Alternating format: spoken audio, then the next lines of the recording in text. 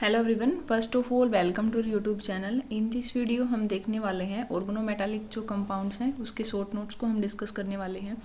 ठीक है, कुछ स्टूडेंट्स की रिक्वेस्ट थी कि जो एमएससी एंट्रेंस के जो इंपॉर्टेंट टॉपिक हैं उनको हम डिस्कस करें। तो सबसे पहले जो ओएमसी है इसकी पहले भी हमने एक वीडियोस अपलोड की थी, तो कुछ स्टूडेंट्स ने रिक्वेस्ट किया था पीडीएफ के लिए। तो अब ये जो वीडियो इसके डिस्क्रिप्शन में मैं इस पीडीएफ का लिंक डाल दूंगी।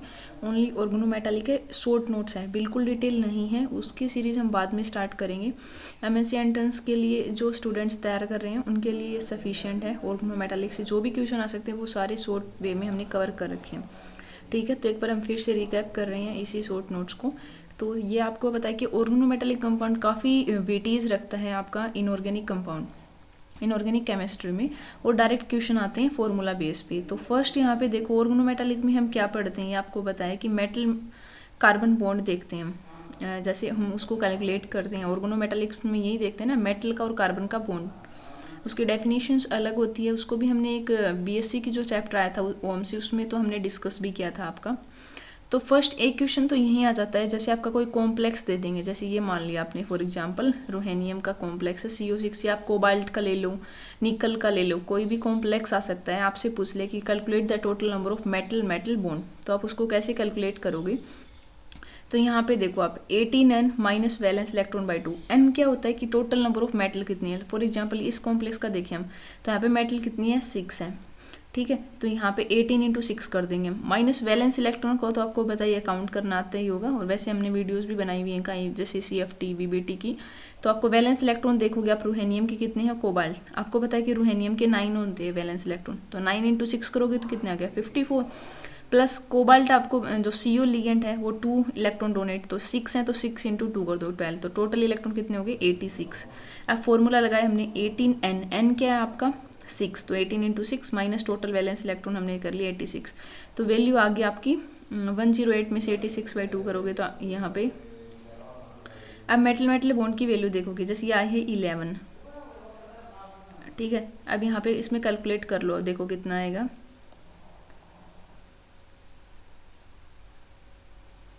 ये वैल्यू हमने कैलकुलेट कर दी यहाँ पे। अब ये देखो पॉलीहेड्रन इलेक्ट्रॉन काउंट होता है, उसमें हम क्या करते हैं कि टोटल इलेक्ट्रॉन काउंट कितना है, -12n/2।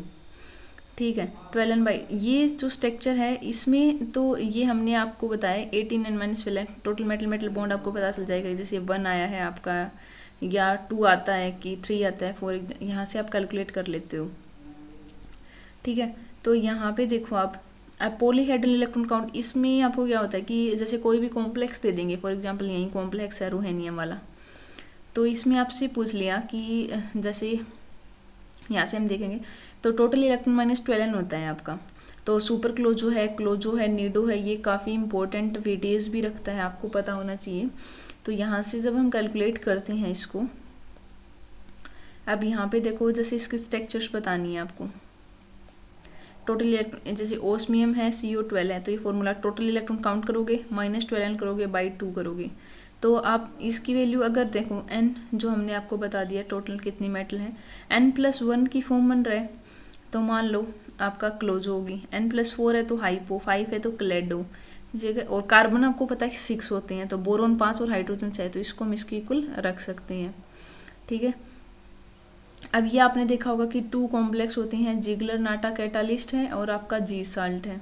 जिगलर, इसको आप एक बार कैलकुलेट कर लेना कितने हैं, यहाँ पे मिस्टेक ना हो, आप एक बार चेक कर लेना। फॉर्मूला मैंने बता दिया कि मेटल बॉन्ड का कितना आता है, पॉलीहेड्रन का क्या होता है, और इसको हम ये बोलते हैं। ये वाले ट्रिक इंपॉर्टेंट रखना भी याद। ठीक है, और इसकी हमने वीडियोज़ भी बनाई हुई है सुपर क्लोजो हाइपो की, तो आप वो वीडियोज़ भी देख सकते हो। अब यहाँ पे देखो जिगलर नाटा कैटालिस्ट, ये 1 मार्क्स में पूछ सकते हैं, एंट्रेंस वाले बच्चों के लिए है। TiCl4 प्लस एल्यूमिनियम C2S5, तो इसको हम जिगलर नाटा, और जी साल्ट होता है उसमें ये पूछ लेते हैं कई बार कि मेटल है कौन सी ऑक्सीडेशन स्टेट में है, और हाइब्रिडाइजेशन क्या है आपकी, ठीक है, और किस टाइप का कॉम्प्लेक्स है। तो ये इंपॉर्टेंट इन्फॉर्मेशन है जी साल्ट के बारे में। तो जी साल्ट होता है KPtCl3 C2H4 नेगेटिव। तो ये जो प्लेटिनियम है इसकी +2 होती है, और DsP2 होती है, स्क्वायर प्लेनर, और इनर ऑर्बिटल होता है। जैसे हमने आपको डिस्कस भी किया हुआ है कई वीडियोज़ में कि there are the 2 types of, 1 is the inner, 2nd is the outer. Okay. तो इनर एंड आउटर, तो ये इनर ऑर्बिटल कॉम्प्लेक्स है, बैक बॉन्डिंग होती है और 16 इलेक्ट्रॉन को फॉलो करता है। तो कोई आपसे पूछ ले जी साल्ट के बारे में, ये इन्फॉर्मेशन आपको पता होनी चाहिए। स्क्वायर प्लेनर है, DsP2 16 electron and diamagnetic, ये प्रॉपर्टी आपको पता होना चाहिए। और ये मैंने ऑलरेडी वीडियोस बनाई हुई है EN रूल से, इफेक्टिव एटॉमिक नंबर, इलेक्ट्रॉन देखते हो आप मेटल के प्लस इलेक्ट्रॉन लिगेंड के। अगर 18 इलेक्ट्रॉन काउंट करना हो तो valence electron, electron donate ligand, और फिर उसमें चार्ज भी आ जाता है आपका 18 इलेक्ट्रॉन में। ओके।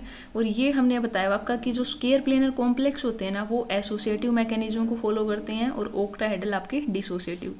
ये आपको दिखाई दे रहा है सोर्स, इसमें इतनी सारी इन्फॉर्मेशन मैं इंक्लूड कर रखी हैं, ठीक है। तो आपके लिए बहुत ही हेल्पफुल है ये, आप इसका स्क्रीनशॉट भी ले सकते हो, मैं PDF का लिंक भी डाल दूंगी।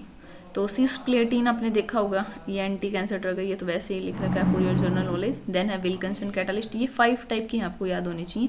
जिगलर है, जीस है, विल्किंसन, गिलमन, कुलिन्स, फेरोसिन, ठीक है। तो कुलिन्स रिएजेंट ये होता है, ये वास का कॉम्प्लेक्स होता है, स्क्वायर प्लेनर होता है, ये भी 16 इलेक्ट्रॉन को। अब टेट्राहेड्रल डिसोसिएटिव, स्क्वायर प्लेनर हमने बता दिया आपका एसोसिएटिव मैकेनिज्म को फॉलो करता है। ये है आपका CO बॉन्ड की स्ट्रेंथ, ये होता है मेटल कार्बोनियल स्ट्रेचिंग, जो फ्रीक्वेंसी होती है उसके अकॉर्डिंग। उसके फैक्टर भी हमने पहले भी डिस्कस किए हुए हैं कि किस पे डिपेंड करता है, क्वेश्चन तो आ ही जाता है। जैसे आपको कॉम्प्लेक्स दे देंगे, फॉर एग्जांपल यहीं दे दिया, तो आपसे पूछ लेंगे कि जो बॉन्ड ऑर्डर स्ट्रेंथ के अकॉर्डिंग करूँ या बैक बॉन्डिंग के अकॉर्डिंग अरेंज करो, तो ये कुछ फैक्टर्स होती हैं, इनके अकॉर्डिंग हम करते हैं। तो ये क्या आपका मेटल कार्बोनियल स्ट्रेचिंग फ्रीक्वेंसी, ठीक है। तो यहाँ पे देखो आप इलेक्ट्रॉन डेंसिटी देखते हैं हम मेटल के ऊपर जितनी ज़्यादा इलेक्ट्रॉन डेंसिटी होगी वो डायरेक्टली होती है पाई बैक बॉन्डिंग के, ठीक है। तो मीन्स इलेक्ट्रॉन डेंसिटी की अगर ऑक्सीडेशन स्टेट पॉजिटिव में है तो मीन्स इलेक्ट्रॉन डेंसिटी डिक्रीज हो रही है, बैक बॉन्डिंग की वैल्यू इंक्रीज होएगी। ऑक्सीडेशन स्टेट अगर लो है तो, ठीक है। और ये आपको पता है यूनिवर्सली है, और जितनी ज़्यादा बेटर पाई एक्सेप्टर तो इलेक्ट्रॉन डेंसिटी यूनिवर्सली होती है। और ये आपका V = 1/2 पाई, ये तो फ्रीक्वेंसी होती है आपका, K होता है फोर्स कांस्टेंट की डायरेक्टली। अब जैसे बॉन्ड ऑर्डर इनका बॉन्ड ऑर्डर की वजह से मैंने शॉर्ट ट्रिक्स भी दी हुई है, वो वीडियोस भी आप ज़रूर देख लें क्योंकि काफ़ी इंपॉर्टेंट है। उसमें मैंने शॉर्ट वे से आपको निकालना बता रखा है कि 30 सेकेंड में आप कैसे कैलकुलेट करोगे डाई एटॉमिक के लिए, होमो और हेटेरो के लिए, ठीक है। तो इसे आप ऐसे कैलकुलेट कर सकते हो। तो इससे क्वेश्चन तो आ ही जाता है आपका, या तो आप बैक बॉन्डिंग में पूछ लेंगे, बॉन्ड स्ट्रेंथ में पूछ लेंगे, बॉन्ड लेंथ में पूछ सकते हैं। तो आपको पता होना चाहिए बॉन्ड ऑर्डर डायरेक्टली होता है स्ट्रेचिंग फ्रीक्वेंसी के, और बॉन्ड लेंथ और बॉन्ड ऑर्डर इनवर्सली होती है। जितनी ज़्यादा बैक बॉन्डिंग होगी तो बैक बॉन्ड ऑर्डर उतना ही लेस हो जाता है, उसके लिए स्ट्रेचिंग फ्रीक्वेंसी कम मिलेगी।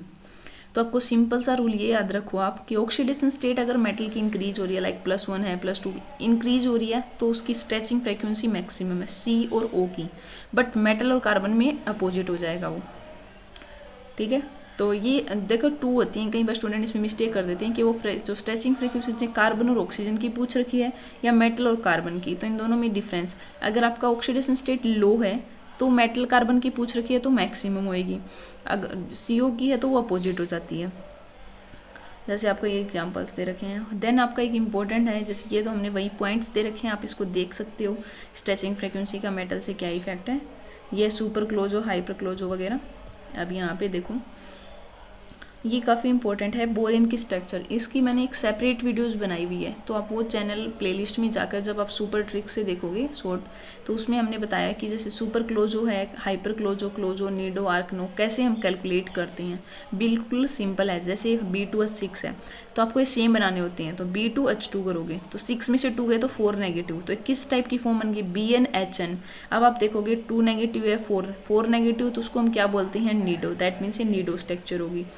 अब देखो C2B10 इस टाइप से दे दे आपको, ये क्वेश्चन तो फिक्स ही होता है। आप कोई भी MSc एंट्रेंस के प्रीवियस ईयर क्वेश्चन उठा लेना, और OMC में ये क्वेश्चन जो मैंने आपको बताए इसमें क्वेश्चन आए हुए हैं, और नेक्स्ट वीडियोस में हम इसके क्वेश्चन भी आपको दिखा देंगे ताकि आपको पता चल जाए कि किस टाइप का आ रहा है, कि आपको हेल्पफुल हो रहा है या नहीं, ठीक है। तो हमने आपको बताया था कि कार्बन को आपको ये फॉर्म बनानी है, तो अब क्या करोगे, कार्बन क्या होता है 6, तो उसको BH लिख सकते हैं, बोरोन के 5 इलेक्ट्रॉन, 1 इज द H, तो रिप्लेस कर दिया हमने कार्बन की जगह BH ट्वाइस, तो इसका टोटल फॉर्म क्या होगी, B12H14। अब आपको सेम होनी चाहिए BnHn, that means B12H12। 2 negative कौन सी फॉर्म होगी, क्लोजो, तो इसको हम क्लोजो स्ट्रक्चर्स बोल देंगे।